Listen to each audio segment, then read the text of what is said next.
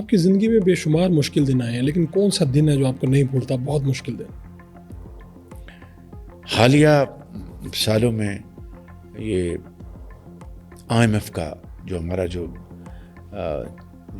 Challenge تھا، deal تھی، اس نے مجھے جون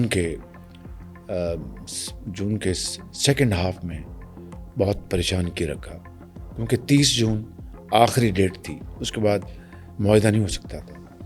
تو جون کے سیکنڈ ہاف میں جب میں نے دیکھا کہ یہ معاہدہ یعنی تعطل کا شکار ہو رہا ہے اور یہ بڑی مشکلیں آ جائیں گی، تو اس سے مجھے بڑی ذہنی کوفت تھی، بڑا پریشر تھا۔